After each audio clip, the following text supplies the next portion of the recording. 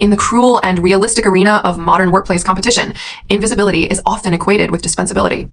Most workplace predators are adept at targeting quiet, low-key, and taciturn grassroots employees. They label silent dedication as incompetence, regard behind-the-scenes dedication as useless idleness, and take consistent humility as cowardice and weakness. They arbitrarily divide employees into so-called high-value elites and dispensable transparencies based on superficial performance, verbal expressiveness, and workplace popularity, wielding the sword of layoffs recklessly to eliminate those they deem useless, without a single trace of investigation or respect. This is the most common and most ridiculous workplace prejudice in the business world. Those who shout loudly, grab credit opportunistically, and flatter superiors are praised as core backbones, while those who silently support the entire team's operation, take over all hidden dirty work and hard work, and stabilize the bottom logic of all projects are easily ignored, trampled on, and abandoned at will. The core villain of this story, Sarah Wayne, the HR director of Summit Group Branch, is a typical representative of such narrow-minded, power-hungry, and short-sighted workplace villains. She is the sole supreme antagonist throughout the full text, who judges employee value by superficial impressions, abuses layoff power to eliminate dissidents, suppresses silent capable subordinates, and pays the most tragic and irreversible price for her arrogance and shallowness in the end. I am Luna Cross. For 2 full years, 730 days and nights, I have been lurking silently in the project operation department of Summit Group's City Branch, working diligently and keeping a low profile to the extreme. To every colleague, every leader, and every management staff in this company, I am the most transparent existence in the entire office area.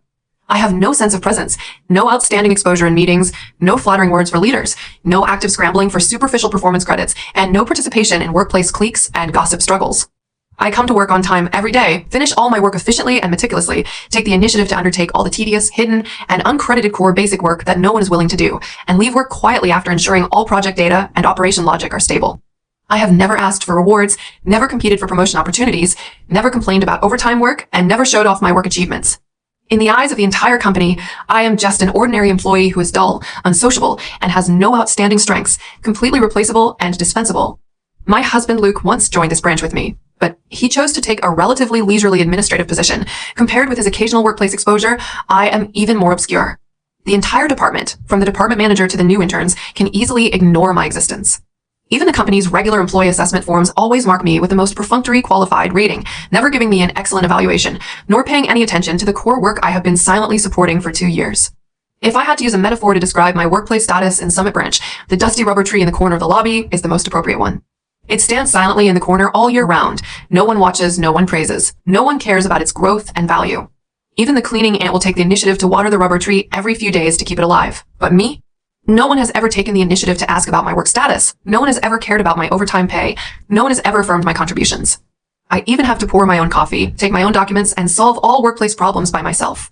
To be honest, this kind of low-key and transparent workplace life was exactly what I wanted. I have never been keen on workplace fame, promotion salary increases, or superficial leadership attention. I only love the sense of accomplishment brought by stable project operation and precise data debugging. I am proficient in project overall logic, back-end data docking, risk early warning adjustment, and hidden loophole repair work that no one in the entire department can independently undertake. All the core operation frameworks of the company's 3-pillar projects are built and polished by me bit by bit in the past 2 years. I have never publicized these achievements. On the one hand, I disdain the intrigue of grabbing credit.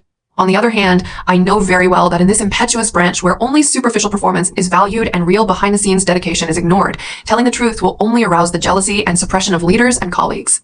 So I chose to hide all my strength, be a transparent person with low-key words and dedicated work, and guard the stable operation of the company's core business silently. But the workplace never tolerates unassuming silence. The more low-key you are, the more arrogant those in power become. The more you dedicate silently, the more they take your efforts for granted and treat you as the first candidate to be eliminated. The end-of-quarter layoff assessment came as scheduled. Summit Group's headquarters issued a strict cost reduction and efficiency improvement indicator, requiring the branch to lay off 10% of its employees and eliminate all so-called low-value idle personnel.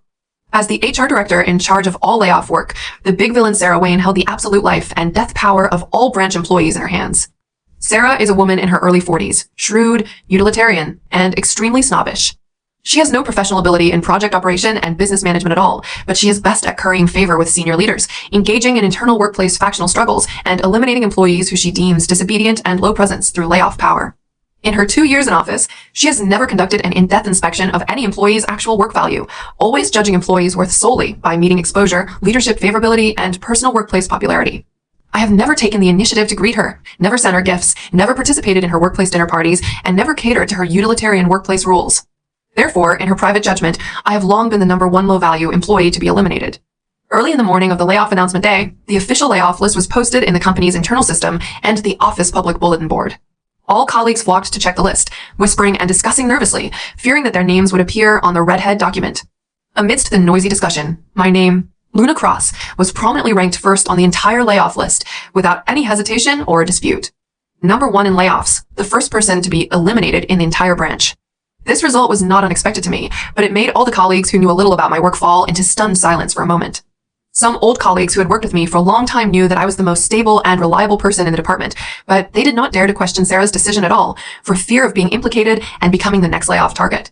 Before I could pack up my desk, Sarah Wayne walked straight to my workstation in high heels with a cold, arrogant, and perfunctory expression on her face. She held the printed formal labor contract termination letter in her hand, and without even sitting down, she directly slapped the document heavily on my desk. Her tone was cold and ruthless, without a single word of seemed politeness, without the slightest respect for 2 years of dedicated work, completely treating me as a worthless piece of trash that could be discarded at will. Luna, the company's quarterly layoff assessment results are out. Your work presence is extremely low, your performance contribution is negligible, and you do not meet the company's long-term employment standards. This is the termination of labor contract. Sign it as soon as possible, go through the resignation procedures, and leave the company before off-duty time today. She did not give me any room for explanation, did not ask about my actual work content, did not check my 2 years of project maintenance records, and directly sentenced me to workplace death with a single sentence. In her eyes, my 2 years of silent dedication were not worth mentioning at all. Only those who can speak and show off are valuable employees. Colleagues around bowed their heads and pretended to be busy with work. No one dared to look up. No one dared to speak up for me. The entire office was filled with cold-blooded workplace indifference and helpless compromise. Facing the cold termination letter and Sarah's arrogant and disdainful face, I did not have the slightest anger, grievance, or hysterical argument. For this kind of short-sighted, power-arrogant villain who can only see superficial gains and cannot recognize core value, all explanations are futile. The stupidity and arrogance of leaders are always the biggest hidden danger of enterprise collapse. I picked up the signature pen calmly, without the slightest hesitation or pause, and signed my name neatly at the signature position of the termination letter. The handwriting was neat and powerful, without any tremor of unwillingness. After signing, I slowly tidied at my desk. I had no expensive personal belongings, no complicated work materials that needed to be taken away. All the core project frameworks, data operation logic, hidden risk repair methods, and back-end debugging channels I built were all in my brain, and I never left complete backup documents for these most critical core contents in the company's internal system. For 2 years, I have been secretly guarding the company's core business. I know all the loopholes of the 3 major core projects, all unstable operation nodes, all data docking hidden dangers, and all emergency adjustment plans. The entire branch's core business can operate stably entirely relying on my long-term silent maintenance and real-time debugging. Other colleagues and leaders only know how to use the stable project results to report performance and grab credits, but no one knows how to repair loopholes, adjust data, and solve operational risks. The only personal item I placed on my desk was a small potted cactus I raised myself. It is tenacious, low-key, drought-resistant, and never asks for excessive care, just like my workplace state in the past 2 years.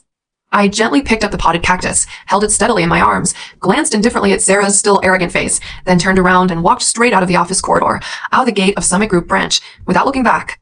The moment I stepped out of the company gate, I completely let go of all the trivial ties of the past 2 years. I knew very well that this arrogant and snobbish branch, which ignores core value and blindly eliminates silent contributors, would pay a devastating price for its stupid layoff decision soon. Third-party objective commentary. This is the opening foreshadowing of the full text and the starting point of the core conflict. As an onlooker who sees the whole story clearly, I objectively evaluate the heroine Luna. She is extremely sober, low-key, and farsighted. She hides her core strength in the workplace, does not fight or snatch, dedicates silently, but never takes the initiative to prove herself. Her choice of calm signing and leaving without quarrel is not cowardice, but absolute confidence in her own core value and precise prediction of the villain's failure. The core big villain Sarah's character is fully established here, utilitarian, short-sighted, abusing power to eliminate dissidents, judging value by superficial phenomena, and ignoring the most critical core power of the enterprise. The opening lays a solid foundation for the subsequent full-scale collapse of the company and the ultimate face-slapping counterattack, with strong layoff conflict and dramatic foreshadowing. After I left Summit Branch, I completely cut off all workplace contact with the company. I blocked the workgroup chat, ignored all colleague private messages, and never paid attention to the branch's daily operation dynamics. I returned to my ordinary life, accompanied my family, sorted out my work experience, and quietly waited for the arrival of the final result. And the Summit Branch, which drove away its most core invisible backbone, soon fell into an irreversible collapse crisis. On the first day after my layoff and departure, the branch's largest core project, the urban commercial operation and docking project, had the first small-scale data delay error. The backend data could not be synchronized, the client docking interface was abnormal, and the project progress was forced to suspend for 2 hours. The project team members were flustered and rushed to check the system data repeatedly, but no one could find the root cause of the error. The department manager held an emergency meeting for half a day, and all so-called core leads discussed and analyzed repeatedly, but they could only make superficial guesses and could not solve the fundamental loophole problem at all. At that time, Sarah was still immersed in the joy of completing the layoff assessment task issued by the headquarters. She thought that eliminating me, the so-called low-value employee, could reduce the company's salary cost and improve the team's operational efficiency. She publicly praised the project team in the department meeting, claiming that the team's operational problems were temporary minor failures, and emphasized that eliminating transparent employees was a correct decision for cost reduction and efficiency improvement. On the third day after my departure, the second core project of the branch, the Enterprise Customer Precise Marketing Project, completely collapsed. The core data algorithm was disordered, the customer group screening was completely wrong, the pushed business information did not match the customer needs at all, and a large number of cooperative customers issued official complaint letters, demanding compensation for economic losses and termination of cooperative relations. The project loss spread rapidly, and the branch's business reputation was severely damaged. The department manager was anxious and helpless, and all elite employees were at a loss. They usually rely on the stable algorithm framework I built to carry out business, and no one knows the core algorithm adjustment logic and error correction mechanism. Until the fifth day, the third and last core project of the branch, the headquarters data auxiliary operation project, which is related to the branch's annual performance assessment, also completely crashed. The background operation logic was completely disordered, the data statistics were confused, the daily operation reports could not be generated normally, and the branch could not submit the daily assessment data to the headquarters, facing the risk of huge headquarters fines. In just 7 days, the 3 pillar core projects that supported the entire branch's performance, revenue, and survival completely collapsed one after another, and all project progress was completely stagnant. The entire branch fell into a comprehensive operational paralysis, unable to carry out any normal business development and data operation work. The originally busy and orderly office became chaotic and panicked every day. Leaders held emergency meetings one after another. Employees were busy making up data and repairing loopholes in vain, and the entire company was filled with a desperate atmosphere of imminent collapse. At this time, all colleagues and leaders finally realized a terrifying fact.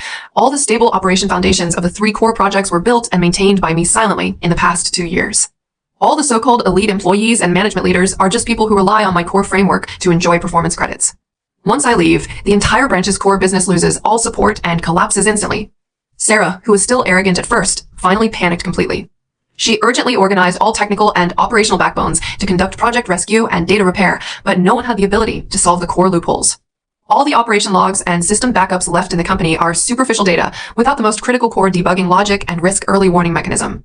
She finally understood that the worthless, transparent employee she took the initiative to lay off was the absolute core backbone supporting the entire branch's survival. Her short-sighted layoff decision directly cut off the branch's lifeblood and pushed the entire company to the brink of bankruptcy. In extreme panic and regret, Sarah tried to contact me repeatedly. She sent private messages, made phone calls, and even asked my former colleagues to intercede, hoping that I could return to the company to repair the project loopholes and save the collapsed business. But I directly blocked all her contact channels and never gave her any response. Third-party objective commentary. This stage officially opens the mid-core climax of the full text, with the first round of brutal face-slapping and causal retribution completed. The villain Sarah's short-sightedness and professional incompetence are fully exposed. She blindly believes in superficial workplace performance, ignores invisible core value, and takes the initiative to eliminate the company's most critical technical backbone, triggering the comprehensive collapse of the 3 major core businesses.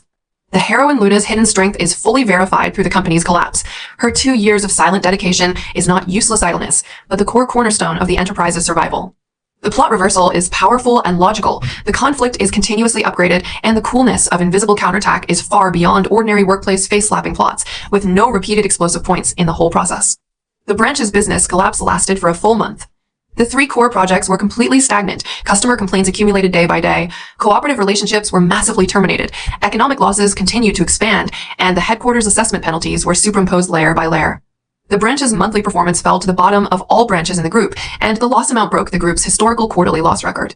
The entire branch was in a precarious situation, on the verge of being ordered to rectify, or even shut down by the headquarters.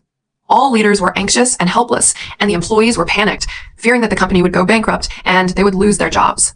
My wife is the chief executive of Summit Group's overseas region, the highest level person in charge of the group's overseas business, and the top decision maker with real power in the entire group. She has been stationed overseas for a long time to be responsible for overseas market expansion and has never intervened in the daily operation and personnel adjustment of the domestic city branch. She has always believed that the branch's daily management is standardized and the project operation is stable, and has never received any report of major operational risks from the branch's management. After a month of overseas business negotiations and market inspections, she finally completed her overseas work arrangements and took a special flight back to China to conduct a quarterly comprehensive audit and account inspection of each domestic branch, focusing on checking the performance changes, project operation status, and personnel management problems of each branch. After landing at the airport, she went straight to the Summit City branch without any rest, preparing to start the quarterly work assessment and account verification as usual. Before checking the financial statements and project data, she first sorted out the personnel adjustment documents of each branch in the current quarter, focusing on checking the rationality of the layoff list to avoid the branch's management abusing power to lay off employees and causing talent loss. She sat in the conference room, opened the official electronic folder of the branch's quarterly layoff list, and slowly scrolled up the document content according to the official process. When her eyes fell on the first name at the top of the layoff list, Luna Cross, her whole body froze suddenly on the spot. Her fingers that were sliding the document stopped completely, her eyes widened slightly, and her whole person maintained a static stiff state for a full 3 seconds.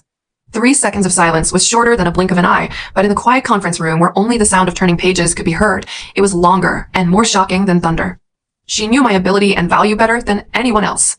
She knew that I had 2 years of in-depth polishing in the branch's core projects, and that I was the only employee in an entire branch who mastered all the core operation logic of the 3 major projects. She had always tacitly allowed me to keep a low profile in the branch and hide my strength, thinking that the branch's management had discernment and would definitely retain such a core and visible backbone.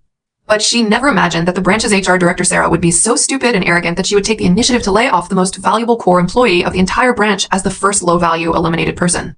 After 3 seconds of dead silence, her face turned cold instantly, and the gentle and calm aura on her body completely disappeared, replaced by the icy oppression of a top group decision-maker. She did not get angry hysterically, nor did she slap the table to lose her temper. She just slowly and gently closed the entire layoff document folder. The soft and slight sound of the folder closing sounded in the silent conference room, clear and piercing, carrying the terrifying power of thunderous anger, making all the branch leaders and HR staff present tremble subconsciously, and their hearts sink to the bottom instantly. All the branch senior leaders present, including the branch manager and the villain Sarah, stood stiffly in front of her, their foreheads covered with cold sweat, and they did not dare to breathe loudly. They knew very well that the moment the chief executive closed the folder, all their excuses, prevarications, and cover-ups were completely invalid, and their stupid mistakes and dereliction of duty were completely exposed. Third-party objective commentary. This is the key turning point climax of the full text, and the emotional tension reaches the first peak. Objectively speaking, the heroine Luna's layout is extremely brilliant. She chooses to leave calmly without arguing or explaining, letting the villain's stupidity and arrogance expose themselves completely, and letting the top management witness the consequences of wrong decision-making with their own eyes. The top executive's 3-second freeze and the sound of closing the folder form an extremely advanced silent explosive point, which is more shocking than direct quarrels and confrontations. The big villain Sarah's fate is completely doomed at this moment. Her abuse of power and short-sighted judgment have touched the bottom line of group management and caused huge economic losses to the enterprise, and the final severe punishment is inevitable. The plot rhythm is layered and progressive, and the explosive point is unique and not repeated. My wife raised her cold eyes, glanced indifferently at all the trembling branch leaders present, and her cold voice without any temperature slowly sounded in the conference room. Explain. Give me a detailed, reasonable, and credible explanation. Why is Luna Cross, the core operator of the 3 major pillar projects of your branch, ranked first in the layoff list as a low-value employee? The voice was not loud, but it carried absolute top-level authority and overwhelming pressure, making everyone present bow their heads in fear. The branch manager's legs were weak, and he did not dare to look up to meet her gaze. He could only push all the responsibilities to Sarah with a pale face, trying to get rid of his dereliction of duty. Chief Executive, this is all the personnel adjustment decision made by HR Director Sarah alone. The layoff list is uniformly reviewed and confirmed by the HR department. I did not conduct in-depth review due to busy project affairs, and I have dereliction of duty, but the main responsibility lies with Director Sarah. Faced with the shirking of the branch manager, Sarah's face turned from pale to bloodless in an instant. She panicked completely, her body trembling constantly, and she rushed forward in a hurry, trying to defend herself with rigid workplace rules, with a hoarse and trembling voice. Chief Executive, I have no dereliction of duty. All layoff decisions are based on the company's assessment rules. Luna has extremely low workplace presence, no active performance output, no meeting speech records, and no outstanding contribution certificates. According to the branch's employee assessment standards, she is a standard low-value idle employee. I completely followed the company's rules to handle the layoff work, and there is no abuse of power. She still stubbornly adheres to her superficial judgment, refuses to admit her mistake, and tries to use rigid rules to cover up her ignorance and incompetence until the last moment. My wife let out a cold laugh, the corners of her mouth full of extreme irony and disdain. She opened the project loss statistical report sorted out by the finance department in the past month and threw the thick document on the conference table heavily. The sound of heavy impact made Sarah's body tremble violently again. Low-value idle employee? Her cold voice resounded throughout the conference room, every word sonorous and powerful, piercing all Sarah's sophistry. Do you know that the 3 major core projects that have collapsed in your branch this month, with a total direct economic loss of $8 million and an indirect reputation loss of over $10 million, all core operation frameworks, data algorithm logic, risk early warning mechanisms, and loophole repair systems are all independently built and maintained by Luna in her spare time in 2 years? Do you know that all the so-called elite employees in your project team are just relying on the stable system built by her to grab performance credits and show off in meetings? Do you know that no one in your entire branch can take over her core work except her? You judge employee value by workplace presence and superficial performance, lay off the enterprise's core invisible backbone for trivial cost reduction indicators, and retain a group of elite mobs who can only talk and grab credit, but cannot solve practical problems. Sarah, you are not just derelict in duty. You are short-sighted, incompetent, and completely unqualified for the position of HR director. Every sentence was like a heavy hammer, smashing Sarah's last line of defense completely. She stood stiffly on the spot, her eyes blank, her mind completely collapsed, and she could no longer utter a single word of sophistry. Only then did all the leaders and employees present truly understand how stupid and ridiculous their past judgment was. The most transparent and low-key employee in their eyes is the real core pillar of the company. The arrogant and glamorous elites they praise are just useless decorations. Third-party objective commentary. The full-scale climax breaks out, and the second round of fatal face-slapping is completed. The villain Sarah's core mistake is completely exposed in front of the top management and the whole branch. Her rigid and superficial workplace judgment, professional incompetence, and arrogant abuse of power lead to huge enterprise losses. The heroine's hidden core value is fully recognized by the highest authority, forming a strong contrast with the villain's incompetence and the colleague's shallowness. The counterattack method is extremely advanced, relying on strength and facts to complete the ultimate face-slapping, no impulsive quarrel, no deliberate revenge, but the retribution is more thorough and powerful, and the coolness of the plot reaches a new height. My wife did not give Sarah any chance to repent and make up for her mistakes. As the top decision-maker of the group, she knew very well that a short-sighted and arrogant management who cannot recognize core value and arbitrarily eliminate talents is the biggest disaster of the enterprise and is completely unworthy of retention. She directly issued an on-site official punishment decision in the conference room with a firm and unyielding tone without any room for negotiation. Effective immediately, Sarah Wayne is dismissed from the position of branch HR director. All year-end bonuses and performance benefits are fully deducted. A major dereliction of duty record is filed in the group's personnel file, and she is included in the group's permanent employment blacklist. All group branches and cooperative enterprises are prohibited from employing her for life. The branch manager is held accountable for dereliction of supervision duty with a full deduction of quarterly performance and a written self-criticism submitted to the headquarters. All project team employees who occupy core project credits but have no practical ability will undergo a comprehensive professional assessment. Those who fail the assessment will be eliminated uniformly. A series of severe punishment decisions were announced on the spot, completely sentencing the big villain Sarah's workplace career to death. Her decades of workplace accumulation, management position, industry reputation, and future development were completely destroyed by her own arrogant and stupid layoff decision. Sarah's legs gave way completely, and she collapsed heavily on the conference room floor, tears streaming down her face, crying and begging hysterically, completely losing her previous arrogant and domineering demeanor. Chief Executive, I was wrong. I beg you to give me a chance. I have worked in the group for many years and have no credit but hard work.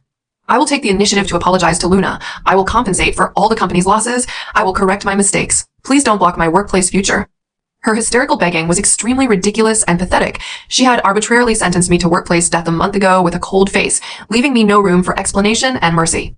Now that she has fallen into the abyss, she humble begs for mercy, which is the most just retribution. My wife looked down at her collapsed appearance, her eyes cold and without the slightest sympathy. When you casually eliminated the company's core backbone and ignored enterprise interests for personal political achievements, you should have expected today's ending. Workplace rules are used to restrain everyone, not for you to judge talents arbitrarily and abuse power for personal gain, and owe mercy for dereliction of duty, no exception for incompetence. After announcing all the punishment decisions, my wife immediately took out her mobile phone and dialed my number personally. The cold and harsh aura on her body disappeared instantly, replaced by gentle and solemn respect, completely different from her cold attitude towards Sarah. The phone was connected quickly, and her gentle voice came from the other end of the line, full of apology and sincere invitation. Luna, I have already found out all the truth about the branch's layoff incident and project collapse. All the responsible persons have been severely punished in accordance with the group's regulations. The branch is currently facing comprehensive business paralysis and huge losses, and no one can solve the core technical loopholes except you. On behalf of the entire group, I sincerely invite you to return to your post. The group will give you an exceptional promotion, a triple salary increase, and core project chief engineer authority. All your previous grievances will be compensated by the group in full. Third-party objective commentary. This stage is the core climax of benefit reversal and status counterattack, with a brand new non-repeating explosive point. The villain achieves a comprehensive tragic defeat, career ruin, permanent industry blacklisting, complete loss of reputation and future.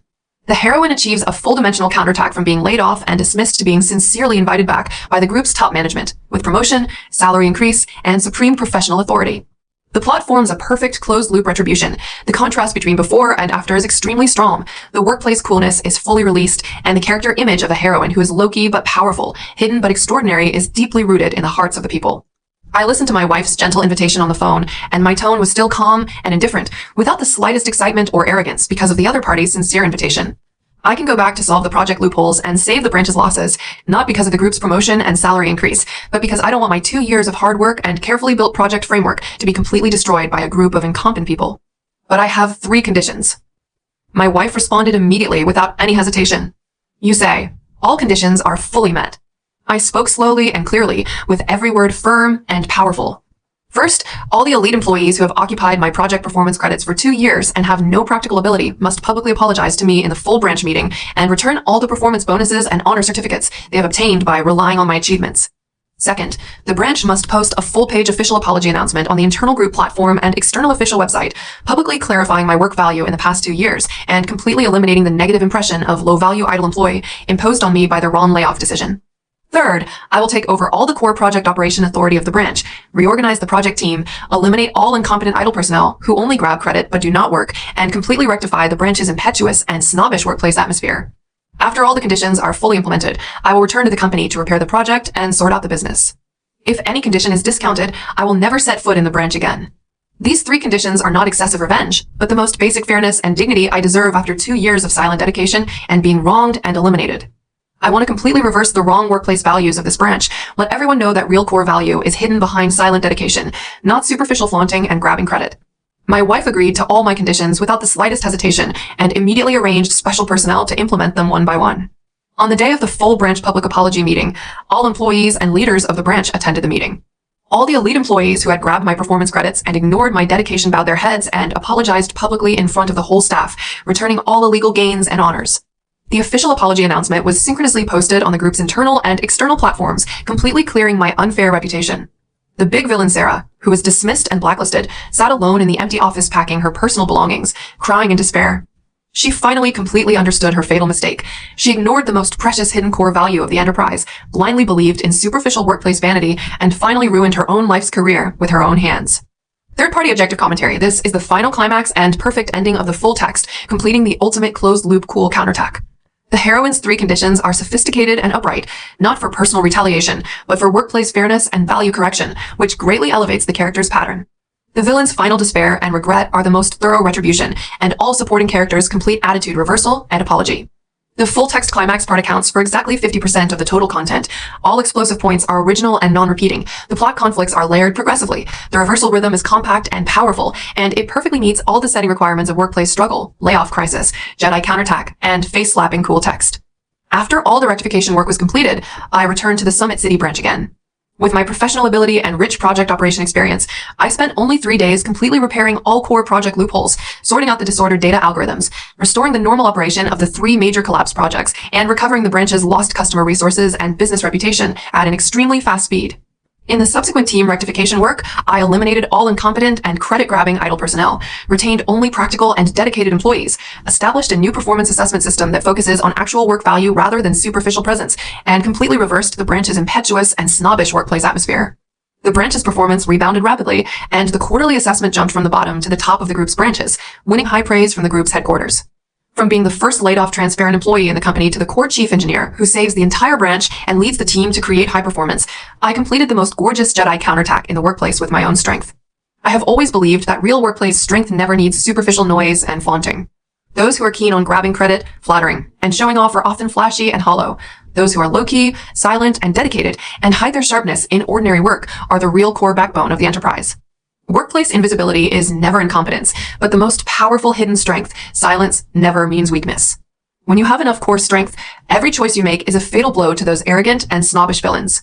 The greatest workplace coolness is never scrambling for temporary fame and fortune, but accumulating strength silently, waiting for the right moment, letting all the underestimation and trampling of others turn into the most thorough face-slapping and the most regrettable retribution.